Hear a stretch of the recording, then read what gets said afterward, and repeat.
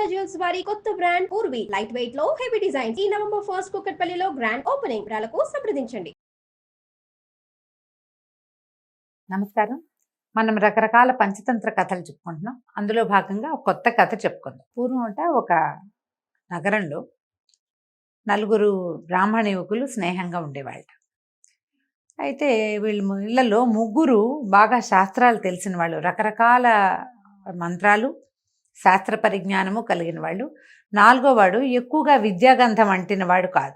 అంటే basic studies దగ్గర అబ్బాయి బాగా చదవలేకపోతున్నాడని పాఠాల నుంచి తొలగించి ఏవో వేరే విద్యలు నేర్చుకున్నాడు, కానీ చదువు లేదు.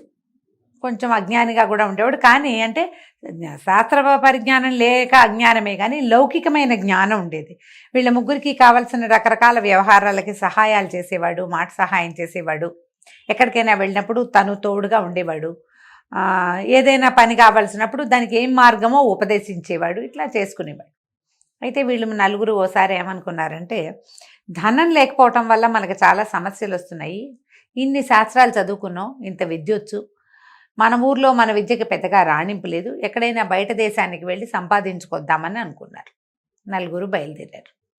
ఎక్కడో ఒక చోట విడిది చేసినప్పుడు ఏమనుకున్నారు, నేను ఆ పని చేస్తాను, నువ్వు ఈ పని చెయ్యి నీ మాట్లాడుకున్నాక ఈ నాలుగో వాడు ఏం చేస్తాడు, వీడేమి విద్య లేదు, శాస్త్రజ్ఞానం ఉన్నవాడు కాదు, నువ్వు వెనక్కి వెళ్ళిపోమని మిగిలిన వాళ్ళలో ఇద్దరు గట్టిగా అన్నారు. నీకు ఎందుకు, నువ్వు మాకే సహాయం చేస్తావు, నీకు ఎలా డబ్బు వస్తుంది, మా డబ్బు మీద నువ్వు తినాల్సి వస్తావు, కాబట్టి నువ్వు వెనక్కి వెళ్ళిపోమంటే ఇంకొకడు ఉన్నాడు, ఇద్దరు కాకుండా మూడో వాడు, పర్వాలేదులే వీడు మనకి పని సాయం ఉంటాడు, మనిషి సహాయం ఉంటాడు, నలుగురిలోకి వెళ్ళినప్పుడు నాలుగో మనిషిగా ఉంటాడు, ప్రయాణంలో నాలుగో వాడిగా ఉంటాడు, సామాన్లు మోస్తాడు, మనం ఏదైనా పనిలో పడితే మనకు అన్నం ఆహారం ఏర్పరిచే వ్యవహారం అయినా వీడు చేస్తాడు.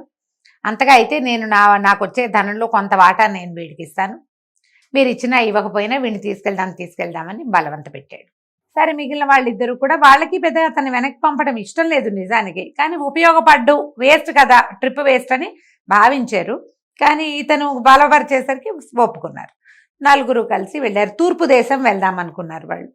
ఆ దారిగా ప్రయాణాలు చేసుకుంటూ వెళ్ళారు. ఆ తూర్పు దేశానికి దగ్గరలో ఉన్నటువంటి ఒక అడవిలోకి ప్రవేశించారట. నలుగురు వెళ్ళారు. వెళ్తే వీళ్ళు ఒక చెట్టు కింద కూర్చుని కబుర్లు ఆడుకుంటున్నారు.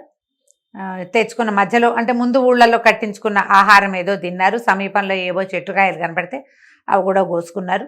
కాసేవో మంచినీళ్ళు ఉన్నాయి, తాబేటికాయ నీళ్ళు తాగి కులాసాగా మాట్లాడుకుంటూ దూరంగా చూస్తే వాళ్ళకు ఒక శరీరం కనపడింది. శరీరం అంటే ఇది పూర్తిగా బాడీగా లేదు, దేంతో ఒక జంతువు తాలూకు అవశిష్టాలంటే దాని ఎముకలు లాంటివేవో కనిపించినాయి. కనపడేసరికల్లా అది ఏం జంతువు అని మాట్లాడుకున్నారు. వాళ్ళల్లో ఒకడన్నాడు, దగ్గరికి వెళ్ళి చూసి, అరే ఇది సింహంలాగా తెలుస్తోంది, నా జ్ఞానంతో నాకు ఇది అర్థమైంది, దీన్ని ఇలా నేను పెట్టగలుగుతాను అని చెప్పేసి అక్కడ ఉన్న బొమికల కుప్ప, అంటే ఎప్పుడో చచ్చిపోయింది సింహం, కళేబరం కుళ్ళిపోయి పాడైపోయి అన్నీ ఎండిపోయి చర్మము మాంసం అన్నీ హరించుకుపోయాక దాని తాలూకు అస్థిపంజరం ముఖాచక్కాగా ఉందన్నమాట, సింహం తాలూకు అస్థిపంజరం. సరే, ఇతను ఏం చేశాడు, నాకు ఈ జ్ఞానం ఉంది, నేను చదువుకున్న పాఠాలు ఇవే, ఎలాంటి ఎముకల కుప్పనైనా నేను సరైన ఆకారంలో అమర్చగలనని ఒక సింహం కూర్చున్నట్టుగా ఈ ఎముకల్ని అమర్చాడు. ఇది సింహపు శరీరము అని చెప్పేసరికల్లా రెండో వాడు అన్నాడు, ఏ ఎముకల కుప్ప కనపడినా దానికి చర్మము మాంసము వచ్చేలాంటి విద్య ఉంది, అలాంటి మంత్రాలు ఉన్నాయి నా దగ్గరని.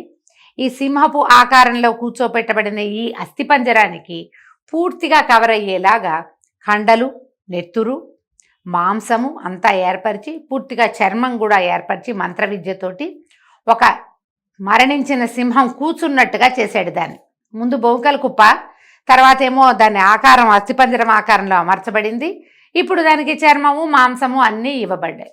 చూసరికల్లా భలే ఉంది, నిజంగా నిజపు సింహంలాగానే ఉంది, ఎంతో బాగుందంటే మూడో వాడు అన్నాడు, అరే నా ప్రజ్ఞ చూడండి, ఇప్పుడు మీరు ఒకడేమో అమర్చగలడు, రెండో వాడు దానికి అవయవాలు సరిపడేలాగా అంటే చర్మాన్ని దాన్ని అమర్చి దాన్ని రియల్గా కనపడేలాగా చేయగలడు, నేను దాన్ని రియల్గానే చేయగలను, దీనికి ప్రాణం పోసే విద్య ఉంది నా దగ్గర, నేను ఆ శాస్త్రాన్ని చదువుకున్నాను, మరణించిన జంతువుకి లేదా వ్యక్తికి నేను ప్రాణం పోయగలను, ఈ సింహానికి ప్రాణం పోస్తానన్నాడు. అని మంత్రం చదవబోయాడు. 4వ వాడు అజ్ఞానిగా మనం చెప్పుకున్నాక చదువుకోలేదు, ఒట్టిగా ఫిజికల్ హెల్ప్కి మాత్రమే, శారీరక సహాయం మాత్రమే చేయగలడు అని చెప్పుకున్నవాడు గబుక్కొని చేతులు పుచ్చుకున్నాడు. ఒరే నాయన, దీన్ని గనక ప్రాణం పోసావా, అది గనక బతికొచ్చిందా, మన నలుగురిని తినేస్తుందిరా, వద్దు వద్దు నీ పని చెయ్యొద్దంటే వీడికి పిచ్చి కోపం వచ్చింది.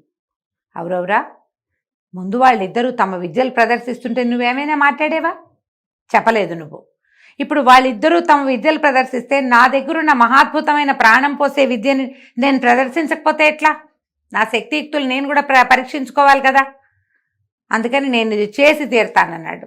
మిగిలిన వాళ్ళిద్దరూ కూడా మాట్లాడలేకపోయారు. ఎందుకంటే ఒకడేమో అమర్చాడు, 2వ వాడు దానికి చర్మము మాంసము ఇచ్చాడు, 3వ వాడు ప్రాణం పోస్తున్నాడంటే ఒకళ్ళ విద్యల కంటే ఒకటి అధికమైంది కదా. ఈ ప్రదర్శనని కాదని అంటే ఎట్లా? మరి మీరు ముందు చేశారుగా, నన్ను ఎందుకు చేయనివ్వరు అంటాడు. అందుకని వాళ్ళు ఊరుకున్నారు. ఈ అజ్ఞానిగా ఉన్న యువకుడు బతిమలాడాడు. లౌకిక జ్ఞానం మాత్రమే ఉన్నవాడు, వద్దురా వద్దురా, శాస్త్రజ్ఞానాన్ని ఇట్లా ప్రదర్శించకూడదు, నా మాట వినంటే నువ్వు ఏం చెప్పినా నేను విన్ను, దీనికి ప్రాణం పోసేదే అన్నాడు ఆ శాస్త్ర విద్య తెలిసినవాడు. అయితే 4వ వాడు అన్నాడు, బాబు నీకు దండం పెట్టానరా, ఒక్క సహాయం చెయ్యి, నేను చెట్టెక్కి కూర్చున్నాక నువ్వు మంత్రం చదువుతావో ఏం చదువుతావో నీ ఇష్టం అన్నాడు. సరేనన్నారు. వీళ్ళు ముగ్గురు నిలబడ్డారు. ఆ 4వ వాడు చకచక అక్కడున్న పెద్ద చెట్టునెక్కి కూర్చున్నాడు. కూర్చున్నాక ఇంక నీ ఇష్టం కానిమన్నాడు. ఈ శాస్త్ర పరిజ్ఞానం ఉన్నటువంటి మంత్రవేత్త మంత్రాన్ని పునశ్చరణ చేసుకుని తమ తాబేటికాయలో ఉన్న నీళ్లు ఆ చచ్చినట్టుగా కూర్చుని ఉన్నటువంటి సింహం మీద చల్లి మంత్రం చదివాడు. చదవంగానే అట్ట శవంలాగా కూర్చునున్న సింహంలో చలనం వచ్చింది, ప్రాణం వచ్చింది, లేచింది, అది నిలబడింది, తోకజాడిచ్చింది, అటు ఇటు చూసింది, గాండ్రమని పెద్దగా నోరు తెరిచి గర్జించింది.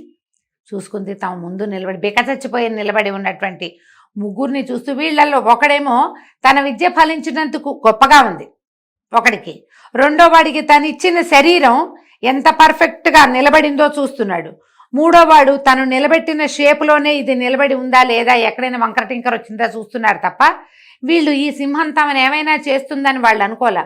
కానీ అది ఎప్పుడైతే గర్జించిందో అప్పుడు హడలొచ్చింది, కదలలేకపోయారు. అది ఒక్క ఉదుటున ముగ్గురి మీద పడి దొరికిన వాడి కండ దొరికినట్టుగా ఊడబెక్కుని తినేసి గర్జిస్తూ అడవిలోకి వెళ్ళిపోయింది.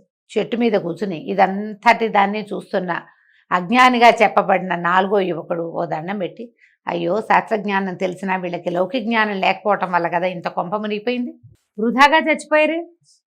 సింహం అందరినీ తినేలా తలావకండా పీక్కు తింది అంతే, తలావక దెబ్బ కొట్టిన దెబ్బలకు వీళ్ళు కాస్త చచ్చిపోయారు. ఇప్పుడు వీళ్ళని బతికించే నాథుడేడి, నాకా ఏమీ రాదు అని అనుకుని ఓ దండం పెట్టి ఇక తూర్పు దేశం వద్దు, దక్షిణ దేశం వద్దు, సొంత ఊరు వెళ్ళిపోదామని బతుకు జీవుడా అని వెనక్కి వెళ్ళిపోయాడు. ఏ శాస్త్ర పరిజ్ఞానాన్నైనా ప్రదర్శించేటప్పుడు దేశకాలమాన పరిస్థితులు చూసుకోవాలి. నాకు ఇది వచ్చు నేను చేస్తా అనకూడదు. మన విద్య ఇక్కడ అవసరమా అనేది ఆలోచించాలి. ఆలోచన లేకుండా ప్రదర్శనకి పూనుకుని ఐ కెన్ డూ ఎనీథింగ్ అని కనుక అన్నారో ఇదిగో ఇలాగే అవుతుంది. కాబట్టి ఆలోచించి మన విద్యల్ని ప్రదర్శించాలి. మన తెలివితేటలన్నీ ఎదురుగుండా వాళ్ళ ముందు ఎగ్జిబిట్ చేసిన, నాకు అది తెలుసు ఇది తెలుసు నాకు సమస్తం తెలుసు అని తెలియచేస్తే మనం ఎలా మ్యానిపులేట్ అవుతామో మనకు తెలియదు. ఇక్కడంటే సింహం వచ్చింది కాబట్టి వీళ్ళు ముగ్గురు చచ్చిపోయారు. మన మన మన వ్యవహారాల్లో సింహాలు అవి రావు కదా, మనం మనుషులకి దొరికేస్తాం, మ్యానిపులేషన్కి గురవుతాం. ఇతరులు మనని వాడేసే ప్రమాదం ఉంది. కొట్టిగా వాడేస్తే పర్వాలా, ఏదైనా విపత్కర పరిస్థితులు ఎదురైతే ఏం చేయాలో అర్థం కాదు, అప్పుడు బయటపడడం కష్టం. కాబట్టి దేశకాలమాన పరిస్థితుల్ని బట్టే విద్యా ప్రదర్శన చేయాలి అని చెప్పడం కోసమే ఈ కథ చెప్పబడింది. కథ కంచికి మనం ఇంటికి.